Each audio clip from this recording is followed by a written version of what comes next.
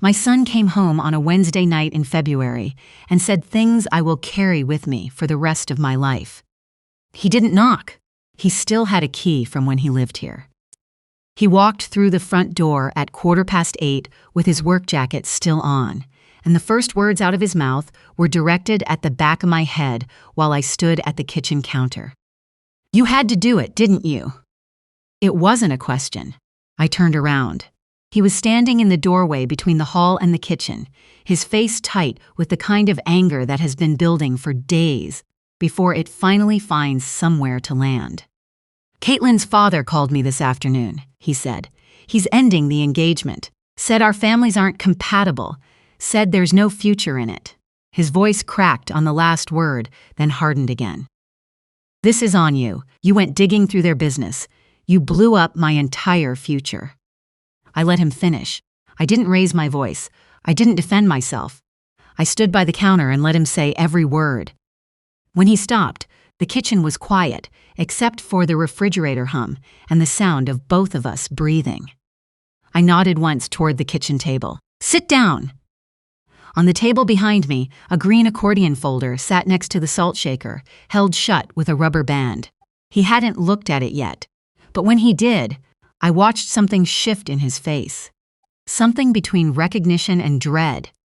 The way a person looks when they are beginning to understand that the story they've been told is not the whole story. "What is that?" "Sit down," I said again. He sat. What he didn't know, what no one in Knoxville knew, was that I hadn't gone looking for anything. I had done my job, and what I found while doing it was something the Harwick family had spent years making certain no one would ever see. Welcome to Strong Mom Stories, where real women find the strength they never knew they had. Drop a comment and subscribe. I'll be right here. My name is Eunice Dearing. I am 63 years old. I have worked as a food safety inspector for Knox County Environmental Health in Knoxville, Tennessee, for 28 years. My job is to walk into restaurants, school cafeterias, food trucks, and commercial kitchens with a clipboard and a standardized checklist and verify that the food being served to the public is safe. I check refrigeration temperatures, hand washing compliance, pest control documentation, surface sanitation, employee health policies, and roughly 200 other line items depending on the facility type. It is not glamorous work. Nobody has ever asked for my autograph. My salary, after 28 years, is $44,000 a year. My husband Ray died 11 years ago. Pancreatic cancer, 8 months from diagnosis to the end. My son Liam was 20 and a sophomore at the University of Tennessee when we lost his father. I did not fall apart. I could not afford to. I worked my shift, drove home, made dinner, called Liam on Sundays, and got up the next morning and did it all over again. On the corner of my kitchen counter sits an old leather-bound inspection logbook, dark brown and worn soft at the spine. Ray gave it to me the day I passed my certification exam back in 1997. He had written on the inside cover in his careful handwriting, "Eunice, always get it right." I have filled more than a dozen logbooks since then. That one stays on the counter because some mornings you need to remember why you started. Liam met Caitlin Harwick through mutual friends at a birthday party in Bearden. He called me the next morning talking about her the way he used to talk about things he loved when he was small, all at once, spilling over everything. She was 27, worked in marketing at a healthcare company downtown, sharp and quick, and by every account those first months, genuinely kind. When I finally met her, I liked her right away. She asked me real questions about my work and remembered what I told her. That kind of attention is not something you can perform for very long. The problem was never Caitlin. The Harwick family owned 3 full-service restaurants under the name Harwick Family Grill, 2 on the Kingston Pike Corridor, 1 out near Turkey Creek. Douglas Harwick, 61, had built the business starting from a single diner he bought in his 30s with a bank loan and a lot of long hours. His wife Roxanne managed the family's social presence as carefully as she might manage a second career. Charity galas, the Junior League, a seat on the board of a local arts council. Their son Wade, 34, handled restaurant operations and vendor relationships. They had money. Not Knoxville elite money, but enough to matter in the rooms they moved in. A house in Farragut, a lake cabin up on Norris, the kind of family name that comes up at chamber luncheons without anyone having to explain it. When Liam brought me to their home for the first family dinner, I wore my good blazer and the pearl earrings Ray gave me for our 20th anniversary. I brought a jar of wildflower honey from the farmer's market on Broadway because I didn't know what else to bring, and honey keeps forever. Douglas greeted me at the door with a handshake and eyes that were doing a quiet kind of math. Over dinner, he asked what I did. I told him, Food Safety Inspector, Knox County Environmental Health, 28 years. The smile stayed on his face, but something moved behind it. A small, controlled shift, there and gone in a second, like a shade adjusting from the other side of the glass. I recognized it immediately. I have seen it on restaurant owners who spot my county ID across a dining room and suddenly remember somewhere else they need to be. Roxanne stepped in smoothly and said something gracious and entirely empty about the importance of public health work. I thanked her and changed the subject. On the 40-minute drive home through West Knoxville, I turned that look over and over in my mind. By the time I pulled into my driveway on the east side, I had settled on one thing. Douglas Harwick was afraid of something. I didn't know what yet. I filed it the same way I file everything, quietly, accurately, without drawing attention to the fact that I noticed. Roxanne took over the wedding planning with the kind of precision that looks like generosityisms until you realize no one else has any real say in it. She had a venue in mind, a hotel event space in Gatlinburg with a mountain view and a minimum guest count that would have required a budget I'd have needed 3 years to save. She invited Caitlin to lunch without me to discuss color palettes and floral concepts. She organized a guest list that had 120 names on the Harwick side and a polite allowance of 8 on Liam's side, which she presented as entirely reasonable given the venue's capacity limitations. When I offered to help with the rehearsal dinner, she said, "Oh, that's already in motion, Eunice," in a voice so warm it took me a moment to hear the door closing behind it. At the bridal shop in October, I arrived to find her deep in conversation with the consultant, pointing at fabric swatches with the focused authority of someone who had already made all the decisions. She turned, when I walked in, gave me the smile she kept ready for moments like that, the one that communicated welcome, while communicating, beneath it, that everything important had already been settled. A woman I hadn't met before, one of Roxanne's friends from the arts board, pulled me aside in the corridor near the shoe display while Caitlin was being measured. "She's very particular about details," she said quietly, not unkindly. "Just go with whatever she suggests. It's really easier." I thanked her. I knew by then that this was not only about wedding planning. There was a logic running through the exclusion, a deliberateness to which details were shared with me and which were not, which decisions required my presence and which were concluded before I arrived. I had not yet connected it to what Douglas was afraid of, but I was starting to. The engagement party was held at their Farragut home on a Saturday evening in late October. Catered, well-attended, a small jazz duo on the back deck. I came in my navy dress and arrived alone. I brought nothing because I had learned by then not to try. Douglas gave a toast. He mentioned the Harwick name twice, Caitlin 3 times, Liam once by first name. He said, Liam's mother in passing. Once, between sentences about their family's history. The way you mentioned something minor to prove you didn't forget it. 20 minutes later, I stepped out onto the back deck for air. Through the open French doors behind me, Douglas's voice came from the hallway. He was speaking quietly to Wade. "She inspects food service operations." His voice was low and deliberate. "Think about what that means. She's at Thanksgiving. She's at the 4th of July. She hears things, asks questions. She knows what to look for." A pause. "The last thing I need is someone in this family with access to our compliance records asking about Blue Peak." I stood very still on the deck with my glass of water and the night air on my face. I did not know what Blue Peak was. but I am very good at remembering a name. If you have ever been underestimated by someone who turned out to be the one hiding something, stay with me.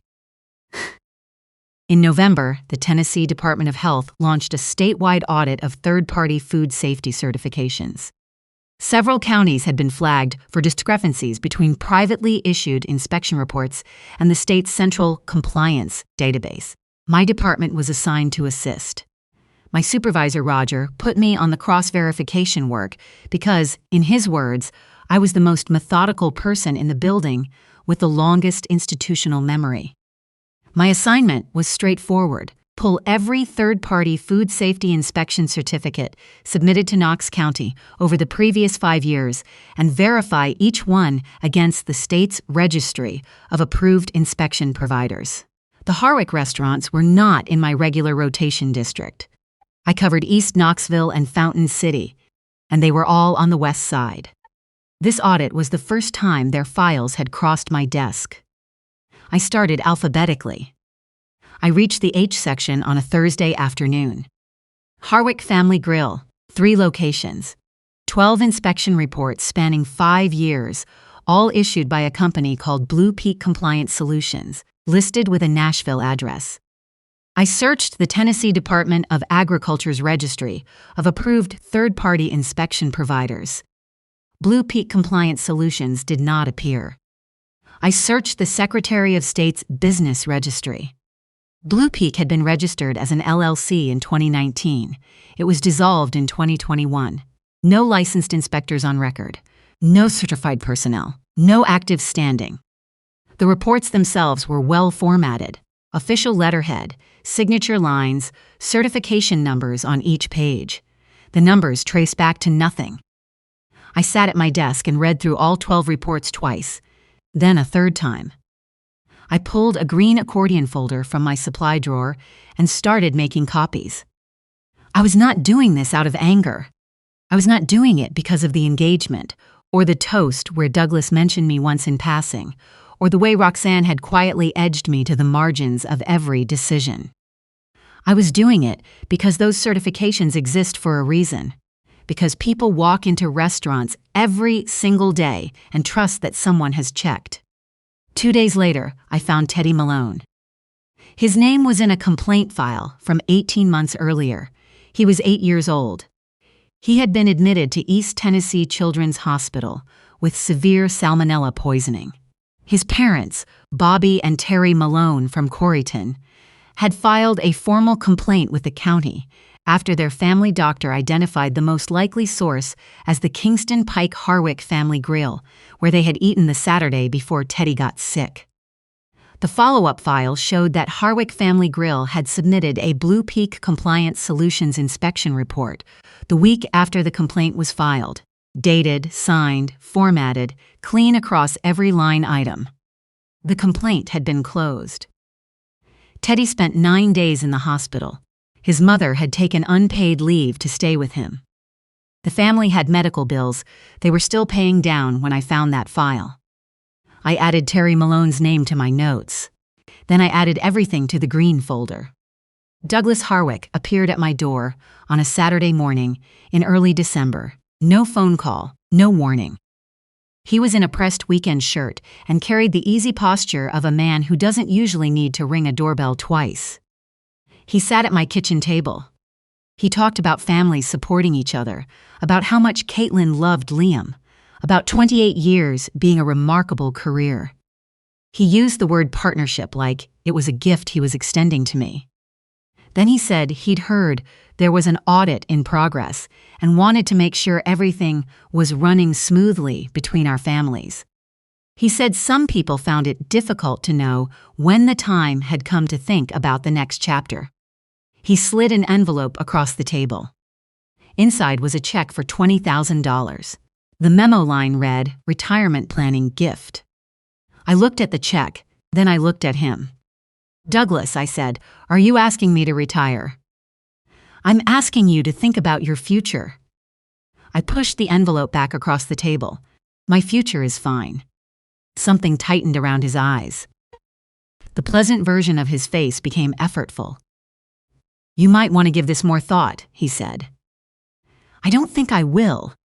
He stood, said something polite at the door, and left without looking back. I noticed after he was gone that the check had been drawn from an account in the name of Harwick Restaurant Group LLC. Not his personal account. Company money, written as a personal gift. I photographed the check with my phone before the details faded, and I added the photo to the green folder. The formal complaint I filed with the Tennessee Department of Health was 43 pages. I worked on it across 2 weekends at my kitchen table, with Ray's logbook on the corner of the counter and the green folder open in front of me. I built a timeline running from the earliest Blue Peak certification forward 5 years. I matched every report against the state database results. I included the Malone complaint file and the follow-up record with the fabricated inspection attached. I included the photograph of the check. I drove the packet to Nashville on a Saturday in early January and delivered it in person to a state health investigator named Susan Pratt. She reviewed the summary while I sat across from her desk, turning each page the deliberate way a thorough person does. When she looked up, she said, "This is careful work, Ms. Dearing." "I've been doing this a long time," I said. She told me an investigation would be opened. I drove home the long way up I-40, 3 hours back through East Tennessee, the folder lighter by 43 pages, and my hands steady on the wheel the whole way. 3 weeks later, Douglas called Liam and ended the engagement.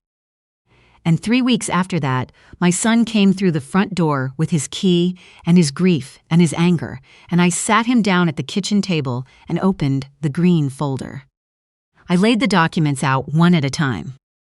The Blue Peak inspection reports, the state registry search with no matching entry, the Malone complaint file, and attached to the back of it, the fabricated inspection report submitted the week after Teddy was discharged from the hospital, and the photo of the check with the Harwick Restaurant Group LLC account number printed in the corner. He picked up the photo and looked at it without speaking. I told him about Teddy. 9 days in the hospital at 8 years old. A family still making payments on the medical bills. A complaint buried under documentation that came from a company that had not legally existed for 2 years when that report was filed. Liam set the photo down very carefully. "Company money," he said. "Yes." He looked at the state registry printout, then back at me. "They weren't pushing you away because of who you are." "They pushed you away," I said, "because of what I do. I am the one person in this county assigned to audit third-party certifications. Having me at their Thanksgiving table would have been like inviting a compliance examiner into their filing room every holiday, every birthday, every family dinner. A woman who knows how to read inspection records and recognize when the numbers don't match." He was quiet for a long time. "You filed this before they even called off the engagement?" "Yes." "You knew they would." "Once Douglas came to my door with company money in an envelope and called it a retirement gift." "Yes, I knew." He looked across the table at me, and then he looked at Ray's logbook on the corner of the counter, and something in his face settled into a kind of understanding that had been a long time coming. The review hearing was held at the Knox County Health Department conference room on a Tuesday morning in April. The Tennessee Department of Health sent 2 representatives. Douglas arrived with an attorney from an Asheville firm in a dark suit. Roxanne sat in the row directly behind her husband, her back rigid. Wade was at the far end, arms folded, eyes on the floor. I came alone. Green folder. Glass of water, 28 years of showing up and doing the job the same way every time. I testified without rushing. There was no reason to raise my voice. I walked through each Blue Peak report. I explained what a legitimate third-party inspection certification looks like in Tennessee and precisely what these records were missing. I presented the state registry results. I presented the Malone complaint file.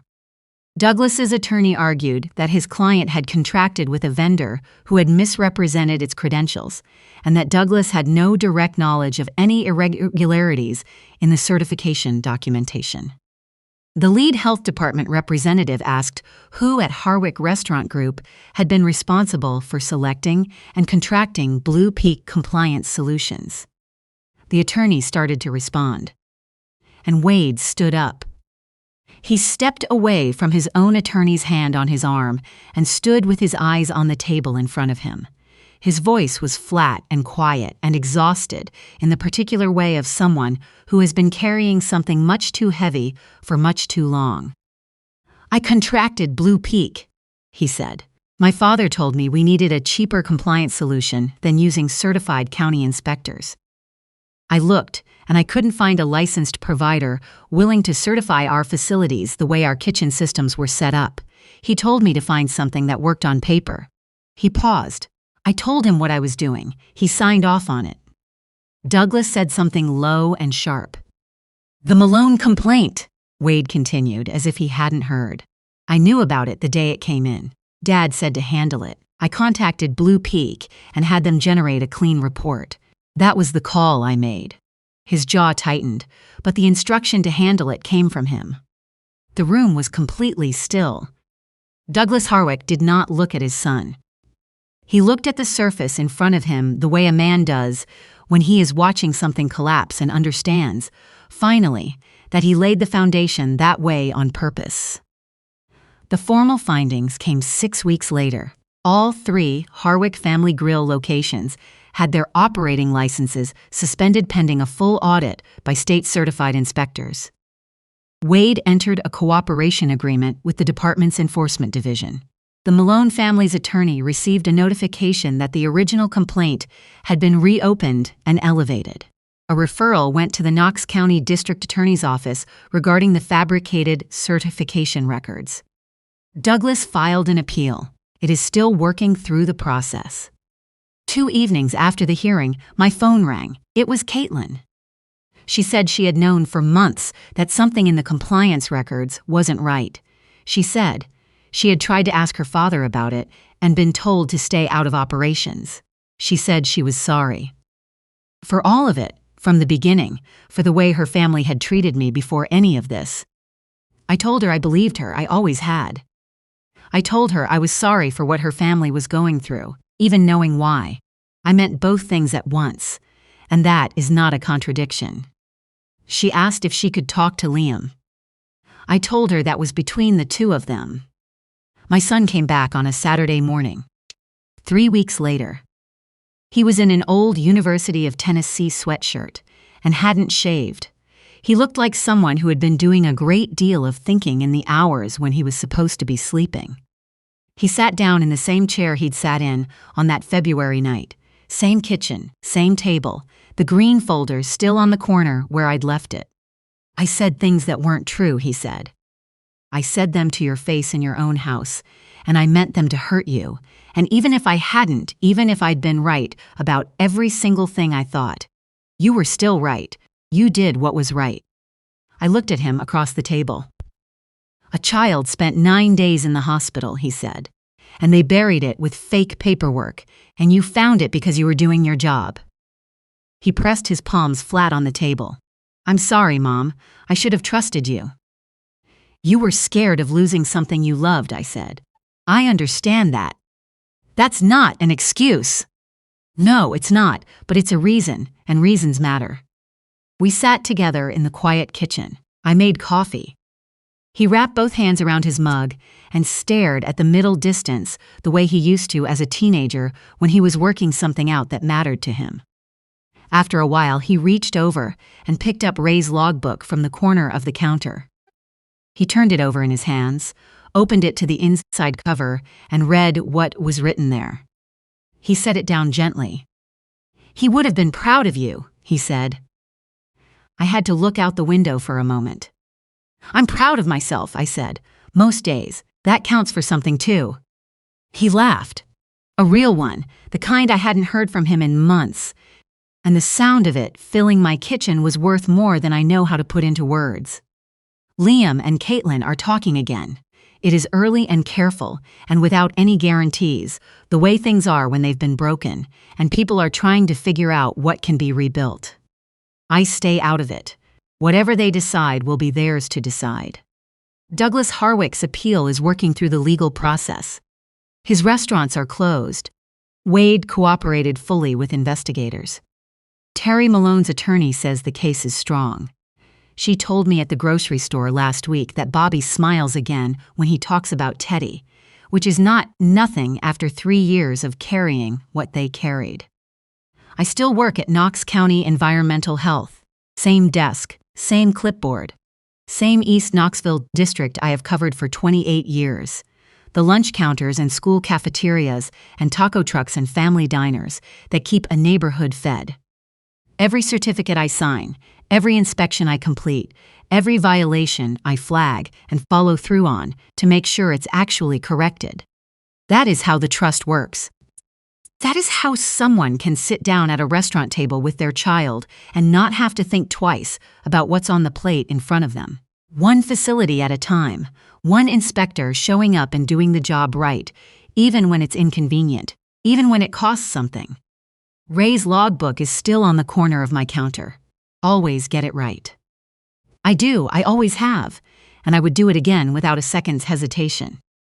If this story reminded you that quiet, steady work can stand up to any amount of money and influence, share it with someone who needs to hear it today. Subscribe to Strong Mom Stories. I will see you in the next one.